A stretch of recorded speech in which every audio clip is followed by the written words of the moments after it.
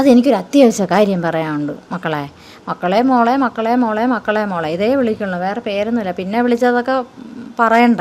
പലിശ എന്ന് പറയുമ്പോഴത്തേക്ക് നീ ഇപ്പോൾ ഒരു 10,000 രൂപയ്ക്ക് വെക്കുകയാണെങ്കിൽ ഞാൻ 30,000 രൂപയായിട്ട് തരാം. പിന്നെ കഴക്കൂട്ടം ഓട്ടോ സ്റ്റാൻഡിൽ തിരക്കിയപ്പോഴത്തേക്കും ആ പരിസരം തിരക്കിയപ്പോഴത്തേക്കും മോശമായിട്ടാണ് അവർ പറയുന്നത്. ഒരു തട്ടിപ്പിൻ്റെ ആളാണ്, ഒരുപാട് പാവങ്ങളെ പറ്റിച്ചിട്ടുണ്ട്. നമസ്കാരം. കുറേയേറെ ഫ്രോഡുകൾ നമ്മുടെ ചുറ്റും ഇങ്ങനെ കറങ്ങി നടക്കുന്നുണ്ട്. അതിൻ്റെ വലയിൽ പോയി വീഴാതിരിക്കുക. ഇപ്പോൾ എൻ്റെ കൂടെ ഇപ്പോൾ ഉള്ള ഗായത്രി ചേച്ചിയും ഹസ്ബൻഡും ഒക്കെയാണ് കൂടെ ഉള്ളത്. അവർക്ക് എന്തായാലും മുഖം കാണിക്കാൻ താല്പര്യമില്ല. അവരും പോയി ഇങ്ങനൊരു വലിയ കുഴിയിൽ പോയി വീണു. അവരുടെ കഥ കേൾക്കാൻ വേണ്ടിയാണ് ഇന്ന് വിസ്മയ സ്ട്രീം ഇവിടെ ആറ്റിങ്ങിനാണ് ഇവിടെ എത്തിയിരിക്കുന്നത്. ഗായത്രി ചേച്ചിയും ഹസ്ബൻഡുമാണ് ഇപ്പോൾ ഞങ്ങളോടൊപ്പം ചേരുന്നത്.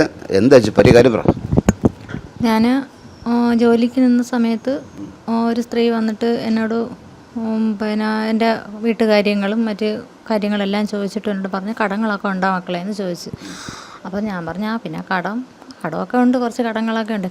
കഴുത്തിലേക്ക് കിടക്കുന്ന സ്വർണ്ണമാണെന്ന് ചോദിച്ചു. അപ്പോൾ ഞാൻ പറഞ്ഞു കഴുത്തിൽ കിടക്കുന്നതൊന്നും സ്വർണ്ണമല്ല, കൈ കിടക്കണ ഒരു മോതിരം സ്വർണ്ണമാണെന്ന് പറഞ്ഞു. നിനക്ക് പിന്നെ ഇത് പണയം വെച്ച് എനിക്ക് കുറച്ച് പൈസ തന്നാൽ ഞാൻ പലിശ കൂട്ടിത്തരാം. ഞാൻ പറഞ്ഞു അതെന്തൊരു കച്ചവടം, അതൊക്കെ ഉണ്ട്, നീ എൻ്റെ നമ്പരൊന്ന് എഴുതിയെടുത്തോ എന്ന് പറഞ്ഞു. അപ്പോൾ ഞാൻ എൻ്റെ നമ്പർ ഞാനങ്ങനെ ആർക്കും കൊടുക്കാറില്ല. നമ്മൾ സ്ത്രീകളല്ലേ, പെണ്ണുങ്ങളല്ലേ, അവന് കൊടുക്കുന്നതിന് എന്തായാലും ഒരു കുഴപ്പമില്ലെന്നും പറഞ്ഞുകൊണ്ട് അവരെൻ്റെ എൻ്റെ പണ്ടേ പരിചയമുള്ള രീതിയിൽ എൻ്റെ ഫോണ് പെട്ടെന്ന് ഇങ്ങനെ മേടിച്ചിട്ട് നമ്പർ ഇതാന്ന് പറഞ്ഞുകൊണ്ട് അങ്ങനെ ഞാൻ വിചാരിച്ച് അന്തരാവട്ടെ ശല്യമെന്നും പറഞ്ഞിട്ട് നമ്പർ ഞാൻ കൊടുത്തു. അവർ മൊബൈലിൽ അത് ലോക്കൽ ഒരു കൊച്ചു ഫോൺ, നോക്കിയുടെ ചെറിയൊരു സെറ്റായിരുന്നു, അവൻ്റെ നമ്പർ വന്നു. അപ്പോൾ കുറേ കഴിഞ്ഞപ്പോഴത്തേക്ക് ഇവർ അവിടെ നിന്ന് പോയി, ചായയൊക്കെ കുടിച്ചും കൊണ്ട് പോയി. നിരന്തരം എന്നെ കിടന്ന് വിളി എന്നെ ജോലി ചെയ്യാൻ സമ്മതിക്കണില്ല. അപ്പം ഞാൻ പിന്നീട് വിളിക്കാം, നിങ്ങൾ കട്ട് ചെയ്യും, ഞാൻ പിന്നീട് വിളിക്കാം. അതെനിക്കൊരു അത്യാവശ്യ കാര്യം പറയാനുണ്ട് മക്കളെ മോളെ മക്കളെ മോളെ മക്കളെ മോളെ ഇതേ വിളിക്കുള്ളൂ, വേറെ പേരൊന്നുമില്ല. പിന്നെ വിളിച്ചതൊക്കെ പറയണ്ട. ചോദിച്ചു മോളെ പിന്നെ നീ ഒരു കാര്യം ചെയ്യ്, ആരും അറിയണ്ട, നീ കൈ കിടക്കണ മോതിരം കൊണ്ടുവന്ന് പണയം വെച്ച് നീ മാമത്ത് കൊണ്ടുവാ, നിനക്ക് 2 ദിവസത്തിനകം ഞാൻ പലിശ കൂട്ടിത്തരാം. പലിശ എന്ന് പറയുമ്പോഴത്തേക്ക് നീ ഇപ്പോൾ ഒരു 10,000 രൂപയ്ക്ക് വെക്കുകയാണെങ്കിൽ ഞാൻ 30,000 രൂപയായിട്ട് തരാം. അപ്പം ഞാൻ പറഞ്ഞു എൻ്റെ ഭർത്താവ് അറിയാതെ ഞാൻ ഒരു കാര്യവും ഞാൻ ചെയ്യത്തില്ല എന്ന് പറഞ്ഞു. അങ്ങനെ പിറ്റേന്ന് രാവിലെ ഞാൻ ശല്യം പോയെന്ന് പറഞ്ഞുകൊണ്ട് പിറ്റേന്ന് നോക്കിയപ്പോൾ രാവിലെ ഒരു 6 മണിയായപ്പോൾ മക്കളെ ഇത് ആരെ നമ്പർ? അപ്പോൾ ഞാൻ പറഞ്ഞു എൻ്റെ നമ്പർ, നിങ്ങൾ എന്തിൻ്റെ രാവിലെ എന്നെ വിളിച്ചത്, ആ കാര്യം പറ. അപ്പോൾ ഞാൻ ജോലിക്ക് പോകാനുള്ള തയ്യാറെടുപ്പിരിക്കുകയാണ്. അങ്ങനെ ഞാൻ പല്ല് തേക്കാനായിട്ട് പോയപ്പോൾ ബാത്റൂമിൽ പോയി നിന്നാണ്, കുളിമുറി പോയിരുന്നാണ് ഞാൻ വിളിച്ചത്. ഞാൻ പറഞ്ഞു എന്നാണ് നീ ഇന്ന് കൊണ്ടുവരുമോ, പൈസ കൊണ്ടുവരുമോ? ഞാൻ എൻ്റെ കയ്യിൽ പൈസയൊന്നുമില്ല, എൻ്റെ ഭർത്താവ് അറിയാതെ ഒരു കാര്യം നടക്കുകയില്ല. എന്നിട്ട് ഞാൻ പറഞ്ഞ എന്നെ വഴക്ക് പറയുമോ എന്നുള്ള ഒരു ഇതിൽ ഞാൻ എന്തരായാലും വഴക്ക് പറയണമെങ്കിലും പറഞ്ഞോട്ടെ എന്നുള്ള രീതിയിൽ ഞാൻ പുള്ളിക്കാരൻ്റെ അടുത്ത് ഞാൻ പറഞ്ഞു. പറഞ്ഞ് അത് ആളിനെ അറിയാമെന്ന് ചോദിച്ചപ്പോൾ ആളിനെ അറിഞ്ഞുകൂടാ, ഇങ്ങനെ കണ്ടു പരിചയമാണ്, ഇന്നലെ വന്ന് കണ്ട ഒരു പരിചയമുള്ളൂ എന്നാണ് പറഞ്ഞത്. അങ്ങനെ എനിക്ക് നമ്പർ തന്നു, വിളിച്ച് ചോദിക്കാൻ പറഞ്ഞു. വിളിച്ചപ്പോഴത്തേക്ക് അവരെ വീട്ടിലോട്ട് ചെല്ലാനാണ് പറഞ്ഞത്. 2 ദിവസത്തിനകത്ത് പൈസ തരാം, ഇരട്ടി പൈസ ചോദിച്ചത്. ആദ്യം ചോദിച്ചത് ഇരട്ടിക്ക് പലിശ നമ്മൾ 10,000 രൂപ കൊടുക്കുകയാണെങ്കിൽ 30,000 രൂപയായിട്ട് തരാമെന്ന് പറഞ്ഞു. 30,000 2 ദിവസത്തിനകം. എന്നുവെച്ചാൽ എനിക്ക് അറിഞ്ഞൂടാ, എനിക്ക് അവരെ കാണുമ്പോൾ എനിക്ക് എന്തോ ഒരു വിറയിലും തലകറങ്ങി. ഞാൻ എന്നിട്ട് തലകറങ്ങി വീണ് റോഡിൽ കഴക്കൂട്ടത്ത് അവിടെ ഹോസ്പിറ്റലിൽ കൊടുത്തിട്ട് തിരിച്ച് ചെന്ന് ചോദിക്കാൻ ചെന്നപ്പോഴത്തേക്ക് ആദ്യം 10,000 കൊടുത്തു. 10,000 കൊടുത്തിട്ട് അവർ പിന്നെ ടോക്കണിൻ്റെ കേസ് പറഞ്ഞു. എനിക്കത് മനസ്സിലായില്ല. എന്താ ബാങ്കിൻ്റെ കേസ് ഒന്നും പറഞ്ഞില്ല. ഇരട്ടി പൈസ 10,000 രൂപ കൊടുത്തത് ടോക്കണാണ്. ഇനി അവർക്കൊരു 15 രൂപയും കൂടെ കൊടുക്കണം. 50,000 ചോദിച്ചു. ഞാൻ പറഞ്ഞു എൻ്റെ ഒരു നിവർത്തിയില്ല. അങ്ങനെ എൻ്റെ അമ്മേരെ എൻ്റെ 2 മക്കൾ സത്യമായിട്ട് എൻ്റെ അമ്മേരെ കൈ കിടന്ന് ഒറിജിനൽ സ്വർണ്ണം പറയാൻ അവർ അത് ടാർഗറ്റ് ചെയ്തിരിക്കുന്നത്. ശരിക്കും അതിലെല്ലാം മറ്റേ സ്റ്റോറായിരുന്നു. അറിയാം ആണ്ട ഈ ഒരു താലി മാത്രമാണ് സ്വർണം, ഇതൊന്നും സ്വർണ്ണമല്ല. എൻ്റെ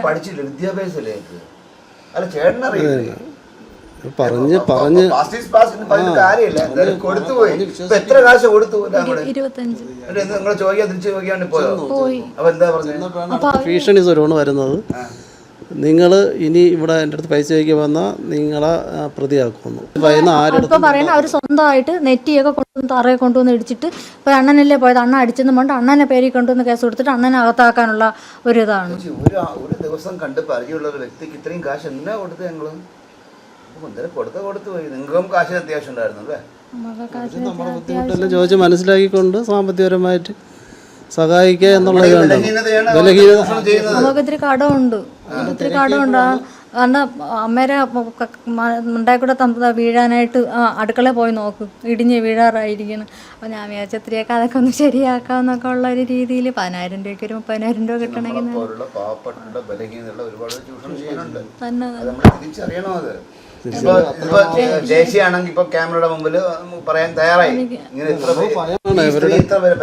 ഒരുപാട് പേര് ഇവർക്ക് കേസുണ്ട്. പോലീസ് സ്റ്റേഷനിൽ ആവശ്യം പോലെ കേസുണ്ട്. ഇവര് ഡെയിലി പോകുന്നു. എന്നിട്ട് ഇവര് പ്രായമുള്ള സ്ത്രീ ആയതുകൊണ്ട് എല്ലാം തള്ളി ഇത് ആക്കുമെന്ന്. കേസുണ്ട്. നമ്മള് കേസ് കൊടുത്തില്ല. നമ്മള് കേസ് കൊടുത്ത ഇതിന്റെ പിറകെ പോവാൻ വയ്യ. നമ്മളെ പൈസ ഒന്നും നമ്മള് കാശുകാരെ 25,000 രൂപ പോയി കഴിഞ്ഞാൽ ഇതിന്റെ പിറകെ പോയാൽ 50,000 പോകും. പിന്നെ ഞാൻ മേടിച്ച് പോട്ട്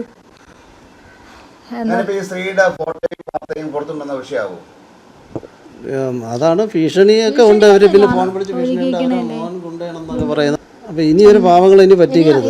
പൈസ കിട്ടിയില്ലെങ്കിലും വേണ്ട, ഇനി എന്നെ പോലുള്ളൊരു പാവപ്പെട്ട ആരെയും പറ്റിക്കരുത്. അതേ ഉള്ളൂ, എനിക്ക് അതേ ഉള്ളൂ പറയാൻ. ഒരു പക്ഷേ നമ്മുടെ ഈ വാർത്ത പുറത്തു വരുമ്പോഴായിരിക്കും 100 കണക്കിന് ആൾക്കാർ പരാതിയായിട്ട് വരുന്നത്. എല്ലാവർക്കും അറിയാം, എന്നെ എല്ലാവർക്കും അറിയാം. അതുകൊണ്ടാണ് ഞാൻ മീഡിയയിൽ എൻ്റെ മുഖം കാണിക്കാത്തത്. എന്നെ എല്ലാവർക്കും അറിയാം. ഞാൻ എല്ലാവർക്കും സഹായിച്ചിട്ടേ ഉള്ളൂ. എനിക്ക് 25,000 രൂപ ഒരു മൊബൈൽ ഫോണും ഈ ആറ്റിങ്ങ ഡ്യൂട്ടിക്ക് നിന്നപ്പോഴത്തേക്ക് എനിക്ക് കിട്ടിയിട്ടുണ്ട്. അത് കൊണ്ടുവന്ന് സ്റ്റേഷനിൽ കൊണ്ടുവന്ന് കൊടുത്ത്, പിന്നെ എനിക്ക് മറ്റേ എന്തോ കാണി സാറോ എന്താ പേര് പറയുമല്ലോ, ആ സാറാണ് എനിക്ക് അവാർഡൊക്കെ തന്നിട്ടുണ്ട്. ഞാൻ ഈ ഫീൽഡിൽ വന്നിട്ട് 12 വർഷമായി. ഞാൻ ആർക്കും ഒരു ദ്രോഹവും ചെയ്തിട്ടില്ല. ആർക്കും നന്മ മാത്രമേ ഞാൻ ചെയ്തിട്ടുള്ളൂ. ചതിയിൽ ഇട്ടതാണ്. പിന്നെ കഴക്കൂട്ടം ഓട്ടോ സ്റ്റാൻഡിൽ തിരക്കിയപ്പോഴത്തേക്കും ആ പരിസരം തിരക്കിയപ്പോഴത്തേക്കും മോശമായിട്ടാണ് അവർ പറയുന്നത്. ഒരു തട്ടിപ്പിൻ്റെ ആളാണ്, ഒരുപാട് പാവങ്ങളെ പറ്റിച്ചിട്ടുണ്ട്. പിന്നെ ഈ തുച്ഛമായ പൈസയിലാണ് ആരും പുറകെ പോകുന്നില്ല എന്നാണ് അന്വേഷിക്കണം പറഞ്ഞത്. ആരും പുറകെ പോകുന്നില്ല പുലിവാലായതുകൊണ്ട്. പക്ഷെ ഇനി ആരെയും പറ്റിക്കരുത്. ഇവര് പറഞ്ഞ പലിശയ്ക്കാണ് നമ്മൾ കൊടുക്കണത്. അപ്പം ഇരട്ടി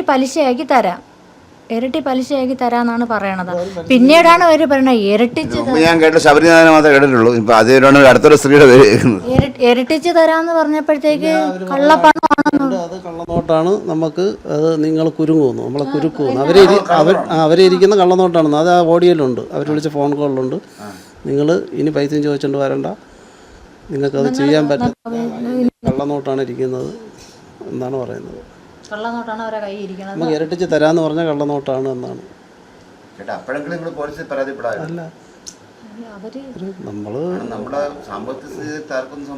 സത്യമായിട്ട് അന്ന് ഒരു ഗ്ലാസ് വെള്ളം ഒരു രൂപ പോലും ഇല്ലാതെ ഞാൻ ഇവർ ഈ പറയണ കേട്ടും കൊണ്ട് ഞാൻ കഴക്കൂട്ടത്ത് അവിടെ എത്തിയില്ലല്ലേ അണ്ണാ.